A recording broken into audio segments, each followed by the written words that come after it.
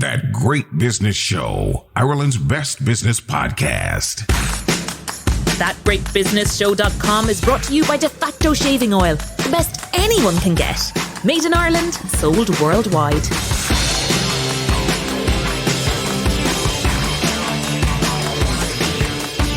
Welcome to episode 98 of That Great Business Show, posting on the 29th of July 2022. I am Conall O Morain. Some really big news to start with. We are delighted to say that That Great Business Show has been nominated for the Irish Podcast Awards Best Business Podcast, a testimony to all the great people who've been helping the show since it started almost, very close to, just 2 years ago. And they include the original co-host, rugby legend Jamie Heaslip, other sometimes co-hosts, Susan Spence and Vincent Wall, our sponsor, Tom Murphy of De Facto Shaving Oil, Paula Fitzsimons of Going for Growth, who has made sure that we have gender parity on the podcast, the marketing team of May Visselt in Africa, and of course, many, many more, including the great, great team here at Dublin South Podcast Studios that gives us a winning sound on every episode. Also, and nothing to do with me, but lots to do with Ethna Sweeney, the business founder who sailed from her now home in New Zealand to her old home in Mayo in a little boat, and who joined us on episode 96 to hear about her company Wires Uncrossed. Ethna has been on to me to say that her LinkedIn post telling the world that she brought her toddlers to our studio has now been viewed by nearly 15,000 people, many saying very nice things about the podcast. We try to make it easy for founders with families to join us by doing a little bit of babysitting while the entrepreneurs chat to us in studio. And on this episode, we have found another great Irish company that wants the world to eat crickets. Yep, the buggy things. And I believe they're going to make me eat one too. And they've managed to build an international business out of such things. And US company Yelp has shut its offices in Chicago, New York, and Washington as its CEO, Jeremy Stoppelman, calls hybrid offices the worst of both worlds. Well, the jury is out about whether it's home office or home office, so we're joined by someone who has skin in the game to find out what's really, really going on out there. That Great Business Show, Irish Podcast Awards 2022, Best Business Podcast nominee. So to my first interview, when asked what the vision was when husband and wife team David Scrivens and Carmelia Conway set up Willows Ingredients in Ashford, County Wicklow, the answer was one that every entrepreneur would and does identify with. They just wanted their food ingredients business to survive. And that was back in 2007, during one of our regular Irish recessions. And survive it did. They actually turned over €850,000 that first year. And they now employ 30 people with offices in the UK, Germany, Belgium, China, Ukraine, and Portugal. Most recently, Willows has signed an exclusive distribution partnership with Crickets One Asia. I'm sure you're all familiar with that company, also based in Vietnam, who want us all to eat crickets. It's that, or we starve, I'm told. And the man who says this is David Scrivens, co-founder of Willows Ingredients. Welcome to That Great Business Show, David Scrivens. Thank you for having me on the show. You are based in Ashford, County Wicklow, but you certainly were not born there. No, I wasn't, Conall. I moved over to Ireland in 1999 from my hometown of Wolverhampton in the West Midlands, and this is where I met my wife, Carmelia. She was from Clane, Kildare. And together we set up a business in 2007, Willows Ingredients. We felt the opportunity. Now, how did you know, or why did you think that there was an opportunity in food ingredients? Because we'd both operated within the food, pharmaceutical, chemical background for many, many years. And we felt that the opportunity was just right. We identified that the big market for joint care products. And so we decided that we would go out on our own. But you also told me when you did go out on your own that some nights you sat on the bed or wherever thinking, what have we done? Exactly, Conall. Exactly. And I think it's the same for anybody who starts a business, because we started off with the support of Bank of Ireland. I must give them a mention at this point, because we presented a business plan to them and they had faith in myself and my wife, and they started off with a 25,000 startup loan and a 10,000 euro overdraft. And we began. But you didn't just begin. In your first year, turnover, 850,000 euro. Well, it was hard work. It was hard work, but we had some very, very good customers who put faith in us. That was 2007. There are people listening at the moment crying, saying, how did he get that kind of turnover? Is there something I'm missing? Is it just a high turnover business? It's a high turnover business in as much as some of the products we sell are high value.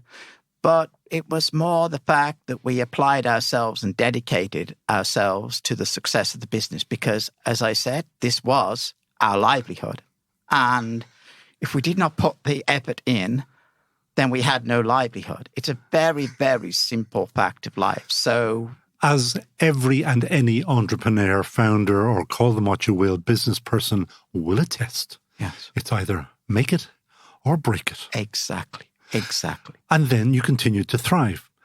But not alone that, but you immediately, from what I understand, went overseas because you had to. Yes. Where was your first market? Our first market was in the UK.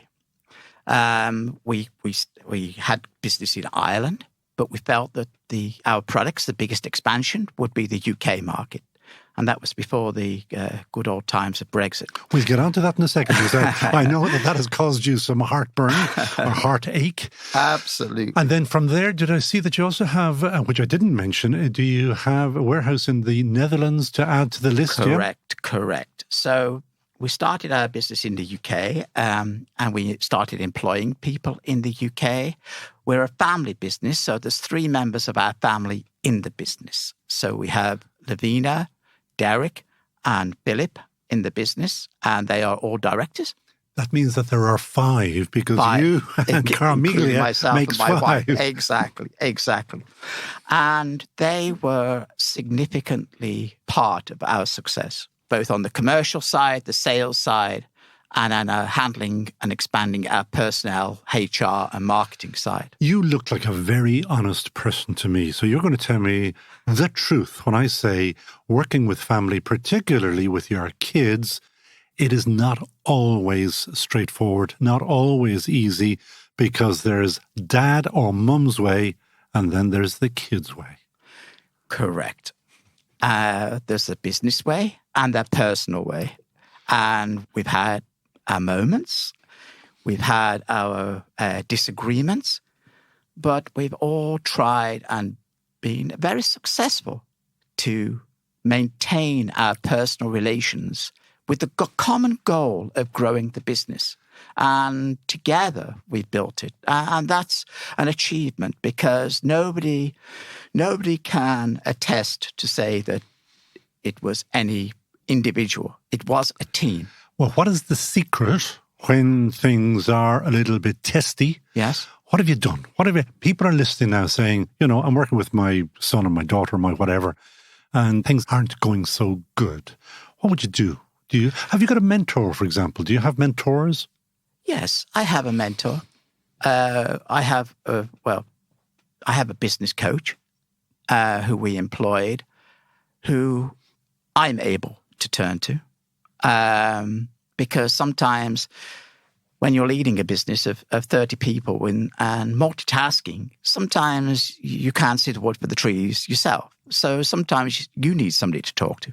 And so I have that myself. And also as a family, we were able to see each other's point of views most of the time. At times, Dad and I says would be I'm the right. guilty party. Child says I'm right. Yes, well, I've been guilty of that many a time, and I think over time you've learned that you're not always right all the time. Correct. Yeah. So UK was very successful for you. And part of that is because I do notice that one of the things that you repeat and repeat and repeat about the approach of Willows, and it's plural, Willows Ingredient, that honesty and talking to your customers, huge for you. Exactly. We identified through our business knowledge and our industry knowledge that a lot of customers were experiencing, I would say, particularly from larger multinational companies, the lack of personal attention and personal response. And as you mentioned right at the very start, we were, both the UK and Ireland, entering, in fact, globally, a recession period, and quite a severe global recession at that particular time. And most of the businesses were cutting back on staff. So when a person within the company would probably have 2 or 3 staff in that department, now there was only 1. So when they asked you a question, they wanted to be guaranteed that you would go back to them within a period of time, 24, 48 hours. If you didn't have the response, you went back to them and you told them you didn't have a response as yet. Could you ask for more time? And because you were guaranteed the answers, customers trusted us. And it's that same mentality that we adopt within the business today. Fast response, open, honest responses, and they gain the customer's trust. Who taught you that in the first instance? Where did that come from? I think it was taught all through my life, through the upbringing that I had as a child, that first of all, put people first, put other people first, and then they will learn to trust you. I've always been an advocate of on time, arriving to work on time, trying to lead by example. Don't ask others to do something that you're not willing to do yourself. You were very early for studio here today. And thank you. But it's that kind of example. And then people follow that example and people trust that. And it was instilled in me from a very young age to do things and to act in a way that you would want people to act towards you. Give me a description of exactly what you're doing in the business these days, because now you're not just into human nutrition, you've also gone into animal nutrition as well, correct? Correct. So we have 2 facets of our business. We have the human nutrition, which encompasses supplements and capsules, powder blends.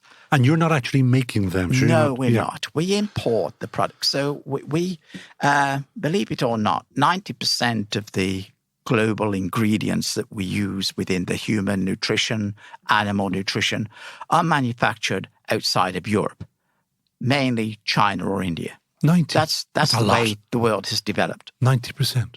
Sorry? 90%? 90%. That is a lot. That's a lot. It is a lot, unfortunately. And we're seeing the repercussions of it today. But that's a geopolitical answer. Interestingly, I note that, and I don't know whether it's still open, you've got a unit or you've got an office or you've got something in Ukraine. We had an office in Ukraine. We still have a presence in Ukraine. We still sell to Ukraine, and we bought a lot of products from Ukraine.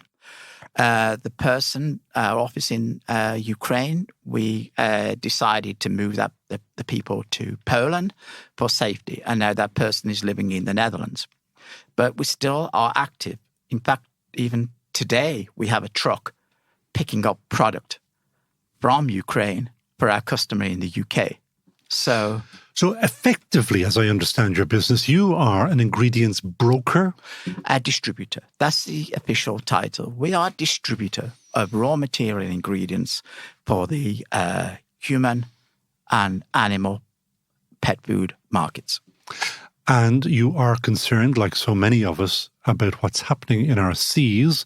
And you are now putting a big emphasis on collagen, marine collagen. Correct. We work with Vinhone, a large fish collagen manufacturer from Vietnam. And the benefits of Vinhone collagen is that they have their own fish farms. They are the largest processor of the pangasius fish in Vietnam. So they breed their own fish. They have their own feed mills to feed the fish. They have their own ponds. They have their own factories for slaughter. They process the fillets, sell the fillets, and the skins go to make fish collagen. And have you been out to see this? Oh, absolutely. Yes, I was out in the factory in 2018. I'm presuming it is vast. It is a huge processing factory. A huge processing factory. And I presume the ponds and all of that, I mean, it's enormous. Enormous. Probably, I forget how many exactly, probably about 20, 25 ponds the size of football pitches. Each one? Yeah, each one. Okay, big. Massive, massive. And that is to supply, obviously, a world market. So what do you do with the collagen that they send you? Okay, we sell our collagen to people who make beauty supplements. So we have customers in the UK. One particular large brand, Absolute Collagen, uses our collagen to make their own brand of collagen shots. They also have a collagen shampoo. Everyday accounting can be a bit of a drama for SMEs. However, BigRedCloud.com takes the drama away with its simple and easy to use cloud-based accounting and payroll software designed for SME owners. Raise and send invoices, manage VAT reports and obligations, run management reports, link directly to Irish banks, automatically import purchase invoices, and so much more. All with 5-star customer support. BigRedCloud.com, 100% Irish owned and a proud member of Team GBS. Viscosity. When you shave, you want the highest viscosity because it helps the blade run smoother. De facto, the world's best shaving oil, has incredible viscosity. That's why De facto leaves your face, underarms, or legs nick-free. Higher viscosity makes blades last longer. De facto is the best for your skin and your pocket. DeFactoShave.com. All that great business show advertisers are Team GBS approved. Back them. Let me ask you a kind of a fundamental question. Why would they, Absolute Collagen, not go directly to the manufacturer? It's because we offer a service to them in terms of importing products that are made from animal origin into the UK and into any European market is extremely complicated. It's extremely difficult in terms of documentation and paperwork. If you're a brand selling organization, you don't necessarily possess the skills or the knowledge to handle the operational side of the business. So we, Willows Ingredients, offer the complete operational side, the logistical side, the warehousing side, because they want to be supplied in just-in-time quantities.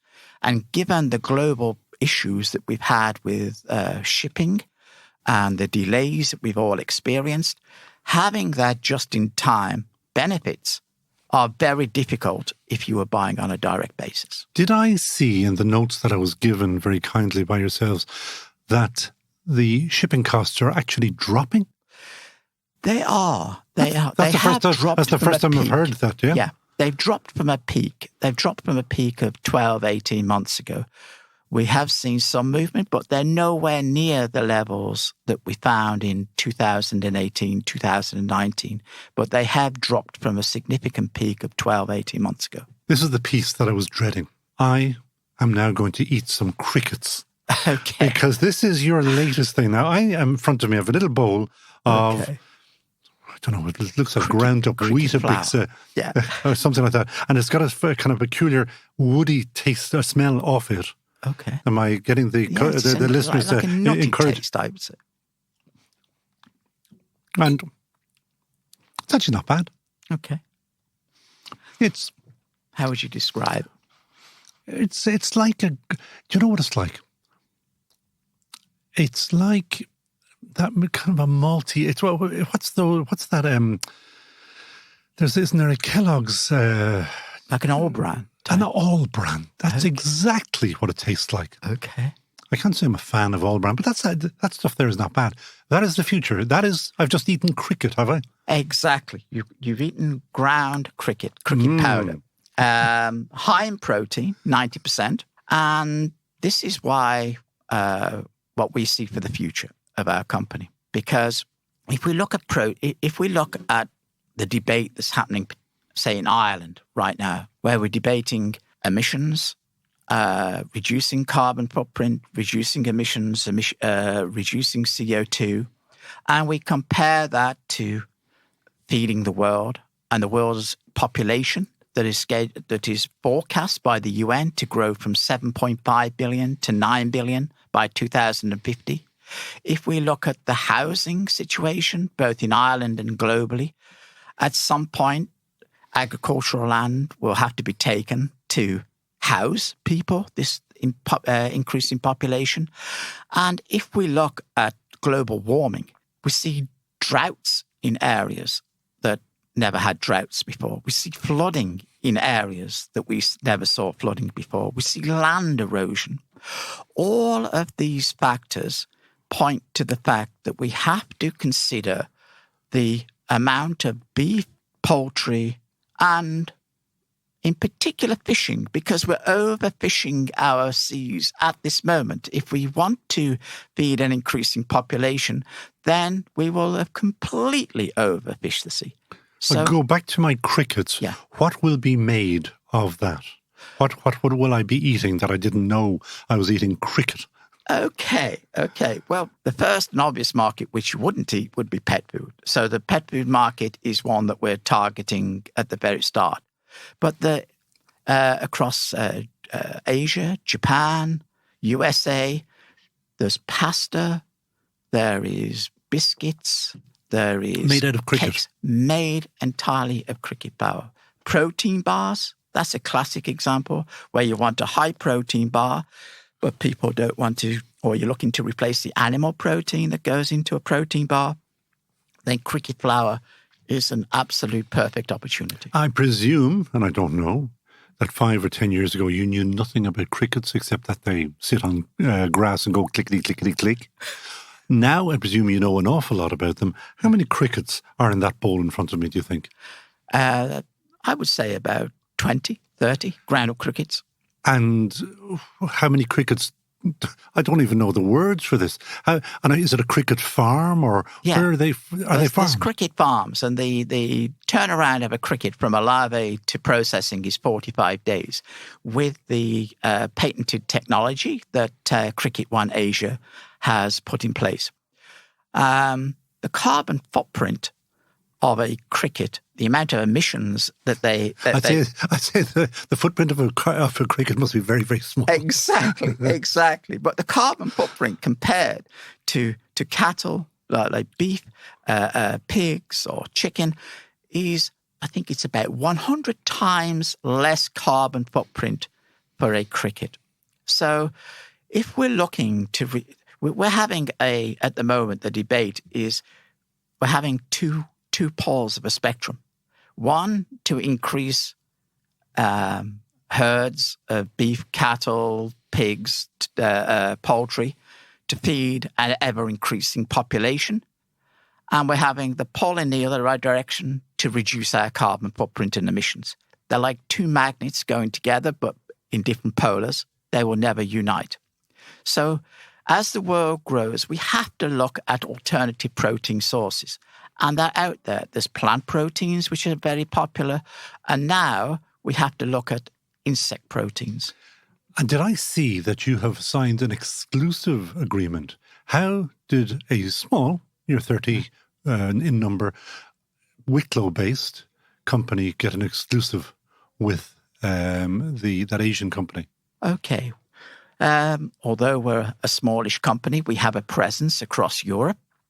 And so Cricket One Asia. That's a great name. Ricky Niguan, the founder of the company, and myself, we introduced via LinkedIn, and our conversations have grown and grown.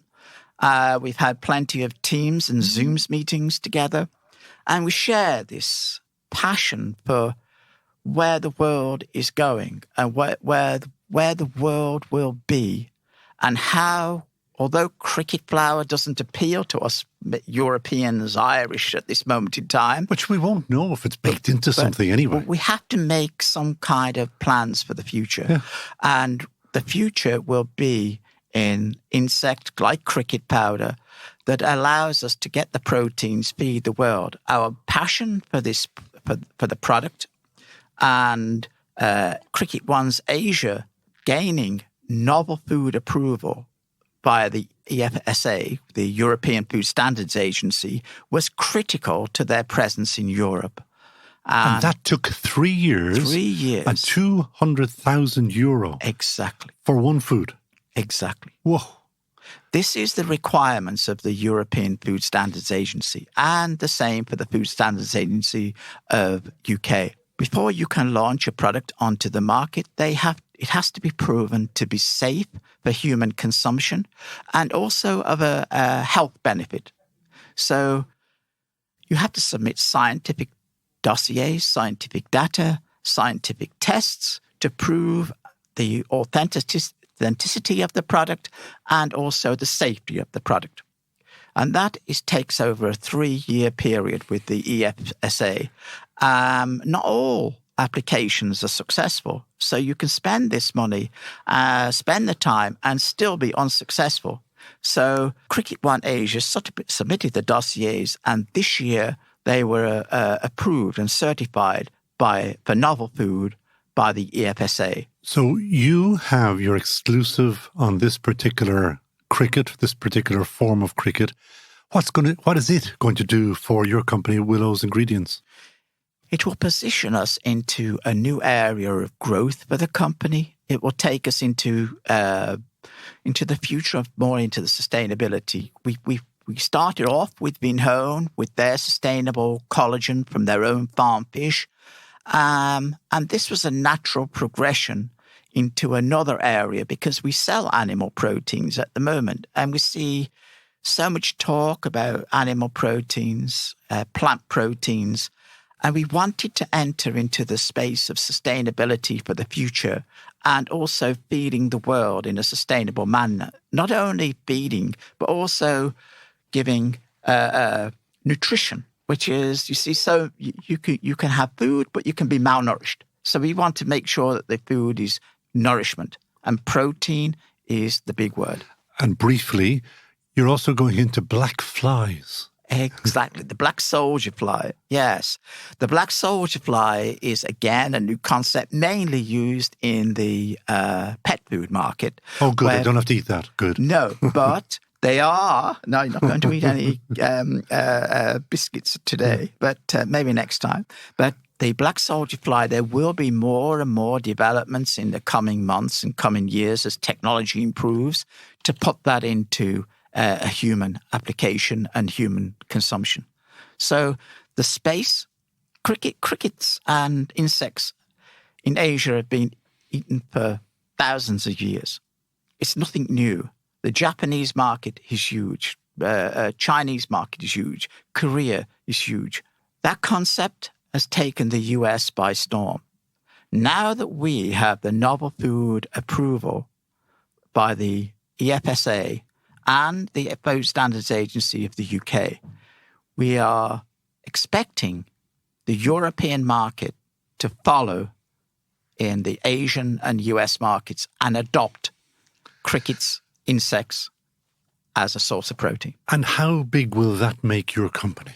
It's very difficult to quantify. But what's the dream? Okay, what's our dream? Well, we want to be number one in Europe because by this launch, Cricket One Asia are the largest manufacturer, non-EU manufacturer of cricket powder. So they're the global presence. They're constantly adding more and more farms. So our dream and our intentions and our strategy is for Willows to grow into the alternative protein space and be a large global player in this market, and to give people protein and give people what they want with alternatives for their diet instead of the traditional meat proteins, Now the plant proteins, now people have the opportunity for a insect protein and obviously grow our business and hopefully make us some money.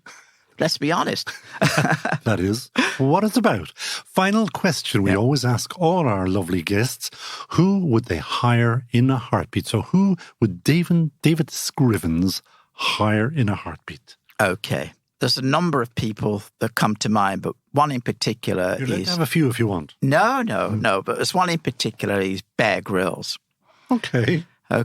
I heard Bear Grylls. I watched a lot of his TV programs, and I was privileged to listen to Bear Grylls as a guest speaker at one of the Alltech One conferences that they hold in Kentucky every year, about 3 or 4 years ago. And the inspiration that I gained from him, that he's on a personal basis, he has so many injuries and so many adversities. And some of his achievements, despite numerous objections and pitfalls and barriers, he always has that determination to succeed. And he always succeeds. And I think that inspiration into the company would be, if you could find 1,000 Bear Grylls in the world who have that determination, I think he's an inspiration to me, and I'd love to have him in the company. And he might bring you out into the Wicklow Hills and maybe you might get lost there, but he'll find you again.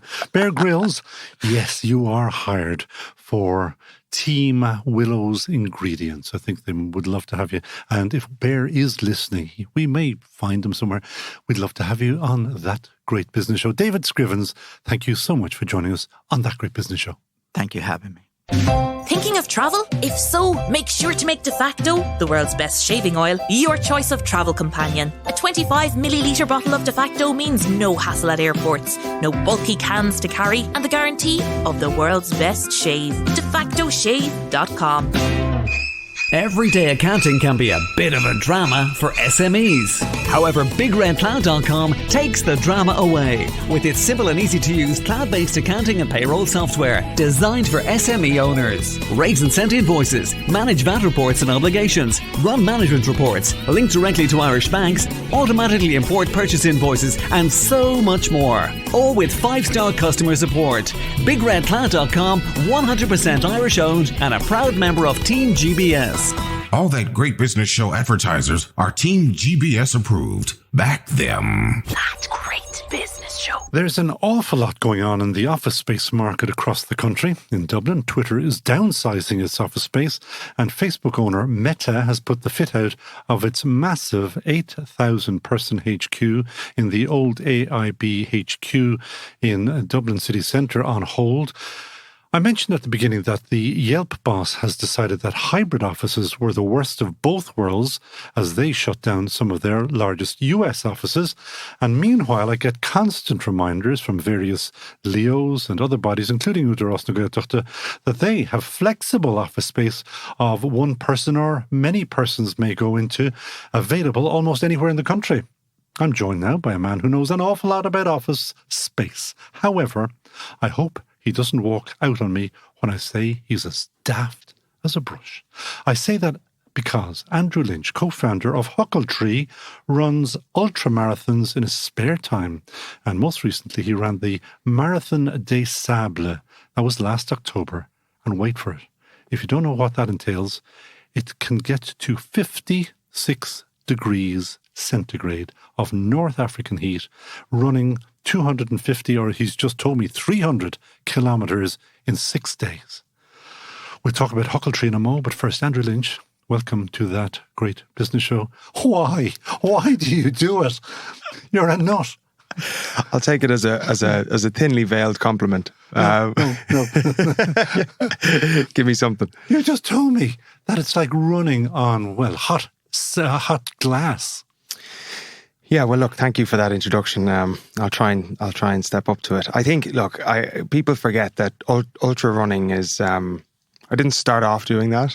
In fact, I started off doing nothing, which is typically where people start with this. And it the graw for it typically grows over time. The first foray into running really was only 2018, early 2018. After. Hang on a second now. You started 2018, and when did you run this ultra zippity-doo marathon? Would have been 2021, last year, yeah. When you say you started in 2018, what were you doing before that? I think I played rugby at a relatively decent level all the way through school and early 20s. But go on, tell us, did you win the senior cup or something? I wasn't on the team, but I was on. What do you mean you weren't on the team? I was in the extended team. I wasn't on the panel. But I'm sure I could claim cups of if only they chose me for the team. Yeah, exactly. No, we did win it my year, but no, I played a small part, but not. No, I didn't get on the pitch. But no, I think look from my perspective, the longest I ever run pre-2018 was 5K. Yeah. So, and begrudgingly and with difficulty. So that's some turnaround. Yeah, I think my dad bod was slowly but surely growing into itself, and I decided I need to do something here. So yeah, I signed up for the Dublin Marathon. So I did 42 kilometers, relatively respectable time in my head. And then got off that. I was having a beer that night and said, well, my OCD kicked in, and I said, well, look, if I can do 42, I can do 50. So I went back to London, living in London at the time. I signed up for a 50-kilometre run in Surrey. I got lost on that, so it turned into the 54-kilometre run in the dark. I actually came over the finish line backwards, as in not backwards myself, but backwards. I went down the wrong road and came at it backwards. And then pretty much at Christmas that year, I said, well, look, let's bite off something with a bit more of a bit more difficulty. Stumbled upon this online and signed up for it in maybe early to mid 2019 on the basis that I would do it in April 2020. And of course, we all know what April 2020 is famous for. So obviously COVID hit in March, 3 weeks out. So having done my big 12, 14 month prep, I was the fittest I'd ever been. I was, in pretty good shape. And obviously it got cancelled, it got pushed out to June. And then subsequently it got cancelled 4 more times. So I had to train for it. Oh no. Because you can't stay in that condition the whole time. So yeah, I had a very patient or impatient wife, however you want to look at it. But had a baby in the meantime and all of that stuff. So yeah, another one. I won't even ask how you found the time, but anyway, that's a different story. Patient wife. Moving along, to be fair, you raised €35,000 for MS Ireland. Yeah. That's not bad. Yeah, no, it was I think the time people were pretty sick of me fundraising. By the end of it, I thought I had 6 months to raise, but ended up having over 2 years. Okay. So yeah. Now, we're not here to talk about you and your running, as I mentioned. I am here to ask you all about Huckletree. For those who do not know what Huckletree is, you have one unit on Pearse Street, which I have been in, which I love very much when I do kind of MC and events like that. Gorgeous place. It's got a real nice vibe. Yeah. But that's not the only one you have. So we have 4 in London, have you? Yeah, so 4 in London, Shoreditch, Soho, Westminster and White City over in West London. And then 1 coming down the tracks in London, another one in London coming down the tracks hopefully pretty soon.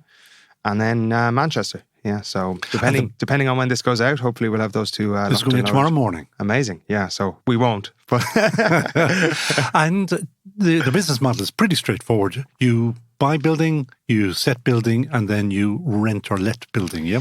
Yeah, so at the moment we haven't bought any specifically, so we are renting directly from kind of landlord partners. That may change in the next couple of years, but at the moment... That'll mean funding. We'll get back to funding in a second. Yeah.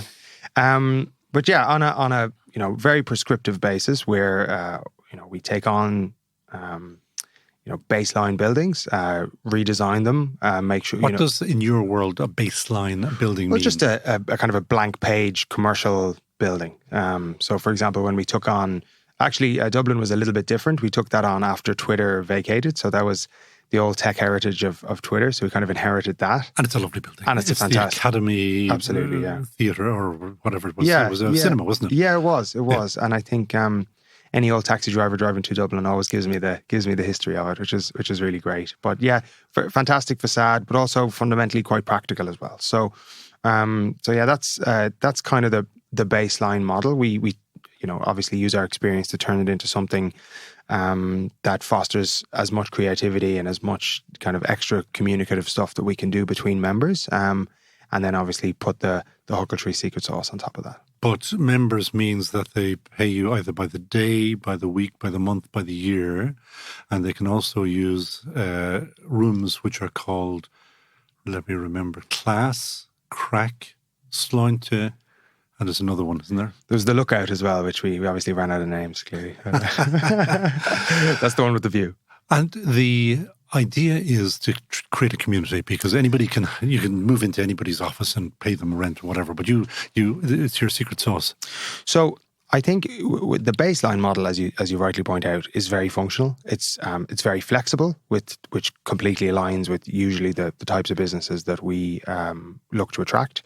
Early stage, quite innovative, growing, all of the normal venture-backed that you'd expect, venture-backed businesses. But do they have to be, or is that, that's probably your desired tenant? So we have a bit of a, we call it like a curation model. We learned very early on that actually housing a load of very, very early stage startups and founders probably isn't the route to take, because they all typically have the same problems. And of course, if they all have the same problems, they're all just in a room. Go out of business. Yeah, exactly. But equally, what we've learned along the years is that there is a bit of a matrix to how we build the perfect community. And of course, the matrix needs to involve early stage businesses, but also the ecosystem around those businesses. So whether it's legal advice, accounting advice, HR, hiring, people expansion, fundraising is obviously a huge one, certainly now, maybe a bit more than it was last year or the year before. And also just cross-geography, just the ease, the back office, as boring a word as that sounds, that the back office ease of allowing us to take off the management of a workspace and their team, to allow them more time to get on with growing and succeeding across their business. So the functional element of what we do is not dissimilar to a lot of our peers, but the community element and how we package that community together to the betterment, if that's a word, of their members and their business growth. That's where we sometimes say we ride on the coattails of the success stories coming out of Huckletree, and that's how we deliver value. And the we are talking about includes you and a lady called Gabby. Absolutely, yeah. Where did the idea come from? So Gabby actually was working in film. So she was an actor by trade and was working in New York for a couple of years and came back with this, having seen a couple of workspaces not dissimilar to ours. When you say back to London. Back to London, yeah. Sorry. And she came back, and we had a pretty open and frank discussion, and saying, actually, you know what, I think we can probably do this better. And what was your background? So I actually came from a private equity advisory business called Cambridge Associates, Cambridge, Massachusetts, as opposed to UK. And obviously you had a long career in rugby as well. Yeah, exactly. All of my non-medals. So I going way back, I came out of school in 2006, actually ended up down in Waterford, did quantity surveying down there, and then ended up doing a master's degree in London, which is how I ended up in London, in real estate investment.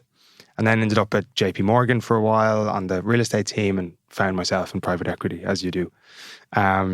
And I got introduced to Gabby actually through Gabby's husband, Antoine, who is a venture capital investor in London. And I pulled him aside one day and I said, look, I'm really bored doing what I'm doing. Want to loosen the tie a little bit and get into something more operational.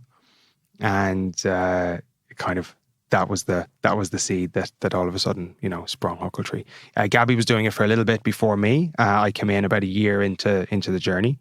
And yeah, within kind of a month, we had our second space identified. We went on a fundraising route to raise the first bit of capital to be able to execute on that plan. And 7-8 locations later. But you are not alone in that business. As I mentioned earlier, just in Ireland, it has literally just, maybe even in the last 6 months, the thing that any small town, any almost village has office space available. And as I mentioned, they're also promoting their GTECs and do you wake up in the morning and say, oh God, this is difficult? I suppose, look, sometimes the best things in life are difficult. So I think I wake up in the morning saying everything's difficult, but you kind of try and get by.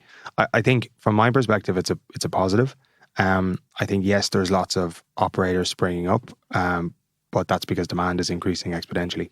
So, we have one space in Dublin. The goal is to have more of those across Dublin, Manchester, London. We'll go back to Dublin now. Yeah. When will we see the second or the third Huckletree? I don't know, so I can't say. What does that mean? You don't know. I mean, are you working on something at the moment? Yeah, I mean, look, we're probably working on 5 things in Dublin at the moment. And as I mentioned, Twitter, Facebook, all of these places are beginning to pull back their horns in a pretty big way now.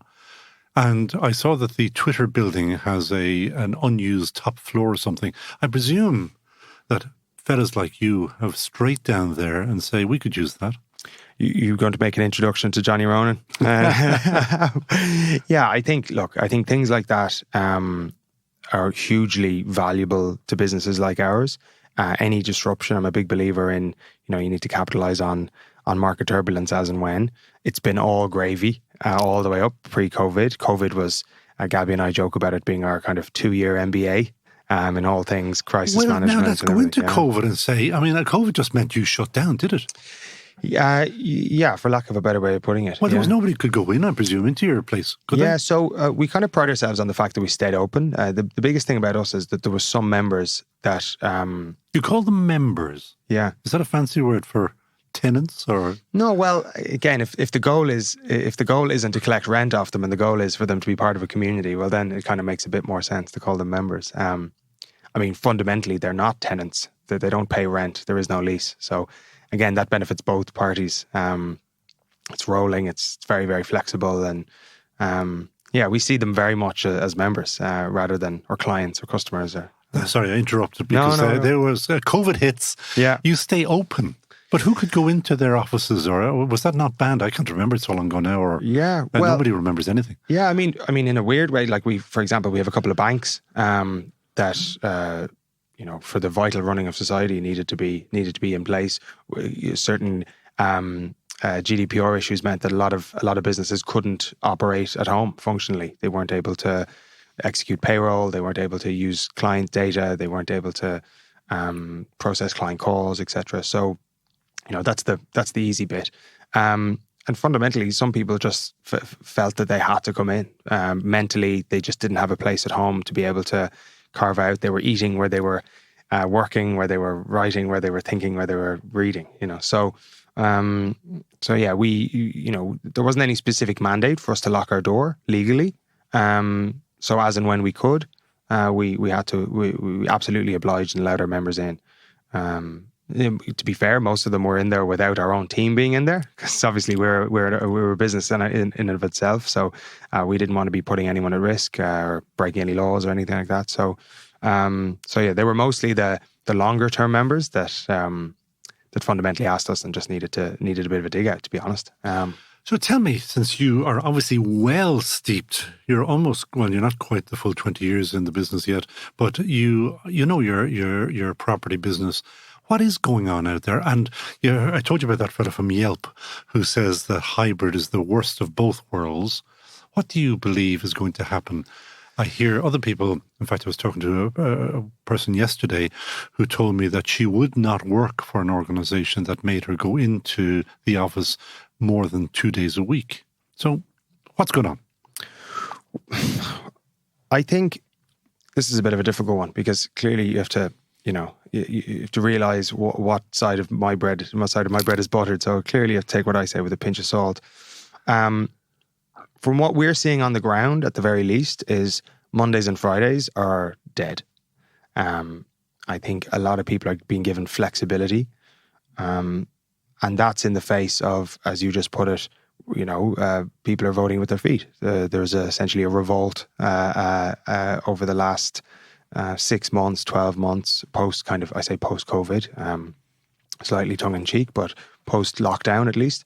And I think it's been a buyer's market. It's been a seller's market out there. Employers have had the confidence over the last, say, 12 months to be able to put in demands like that and it's great that that person you reference has the confidence to be able to do that. But what I would say is that a lot of people don't have the confidence or experience or, purchasing power, so to speak, to be able to actually demand those sort of things from their work from their employer. So whilst people have been able to say that, over in the last 3 or 4 weeks, you see some of these bigger businesses, big tech businesses, certainly kind of FDI type businesses in Ireland, slashing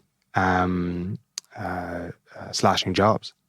So in an instance where there's now increased competition for those roles and people maybe aren't as confident about being able to make those demands, I think my view is that I think over the next, say, 12 months, as potentially the economy starts to take a bit of a tumble, as some of the businesses aren't as forthcoming in terms of hiring, in terms of salary increases, people will need to differentiate themselves. And often that differentiation could be the person in the office, the person rubbing shoulders with the boss, the person having conversations at the coffee counter. I see where you're coming from. That it was a long journey, but we got there. Yeah, I got to get that, and yeah. it makes sense to me.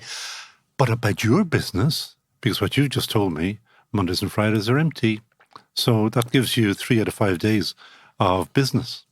Now that must have an impact. Yeah, I mean, we sell a product that allows you 10 days a month. So actually, which is the more profitable one? You must have your little grid. Yeah, it's a good question. I think they're kind of symbiotic, to be perfectly honest with you. I think, for example... You also sell a day pass. We do, yeah, we do. And they're getting more popular as well. And that's ebbed and flowed along the journey over the past 7 years. We had day passes and then we pulled back from day passes because they were actually just a lot of administrative work and people just didn't use them.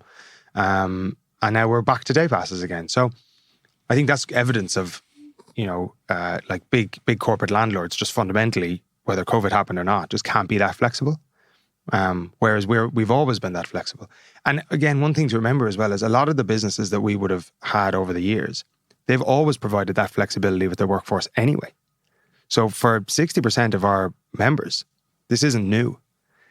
What is happening is that some of the types of customer that we wouldn't have typically seen, the 50, 60, 70, 80 person teams, might now be operating on the basis of a reduced in the office time. So that goes back to the 3 of 5 days or whatever. And then they come to us looking for flexibility on a 20 person studio. So actually, we're not now, always catering for the same size business, but nothing changes for us. We still have a 20 person studio. And yes, they might not be in on Mondays and Fridays, but what we're seeing now more of is almost a mandated return in some capacity to a Monday and a Friday. Yes, you can work 3 days a week, but one of those days has to be a Monday or a Friday. And what we're seeing on Mondays and Fridays specifically is more all hands, more all team meetings, followed by drinks and nights out and stuff like that. So really trying to get back to a human touch and a personal experience in the workplace. So people are, and certainly founders and executives are really, really pushing to get people back. Okay. That's really interesting. Now, funding, because you have big expansion plans and you're going to have to raise a ton of capital. And I didn't know that whole background to you, that you had your expertise or your experience back in those days. So the funding is not going to be a problem for you at all. How much do you need? Well, it's a good question. I think we've raised something like 12 or 13 million to date. So we haven't, in the big scheme of things, we haven't actually raised a huge amount of cash. What we have done is position ourselves really well to make sure that as an operator, we're delivering a really, really top quality product to both our existing members, but also, what people forget, another big stakeholder is our landlords and our property partners. One thing we're doing a big pivot towards at the moment is having to raise less cash, apply less money towards the fixtures and fittings and fitting out a building. And instead of being a de facto tenant to our landlords, essentially being a partner to them. So most of the buildings now we're actually looking to expand into are essentially kind of we're the operator, as opposed to we're the tenant that has to fit out the building and spend loads of money on fixtures and fittings. Does that mean it will not be, or your buildings will not be as funky as they are? Because the design is lovely. Who actually does that design for you? It's very much led by Gabby. Yeah. Well done, Gabby. Yeah, nice. absolutely. Nice. Yeah, absolutely. I think we've evolved over the years. If you were to go to some of our spaces that we've opened in 15 and 16, they look very different to the ones we opened in, say, 19 or 20. And that continues to be an evolution. Is that because they're cheaper? They're cheaper fit out. We all have to hustle sometimes. So no, I think look, it's a bit of a mixed bag. They certainly were, slightly cheaper, but not buckets amounts. But yeah, that was always going to be a bit of give. Now, as I was telling you, we have been nominated for the Best Business Podcast, so I better ask you the hard question. You still haven't told me how much money you're going to raise. Please tell me so that I'll have an exclusive and we'll win the prize as Best Business Podcast because you told me how much money you're actually going to raise. I'm going to let you down here. Well, it's not even a number because we don't necessarily. If again, I skirted around the question, but you certainly did. Politics. Here we go. We don't need to, and people forget fundraising is a means to an end. Fundraising, you have to give away part of your business, and people really forget that. It's all good and well to get your name in lights on fundraising, but I prefer to announce huge profits rather than huge fundraising. So you'll just go into debt, will you? Well, no, I think we need to use it. We need to use debt accordingly.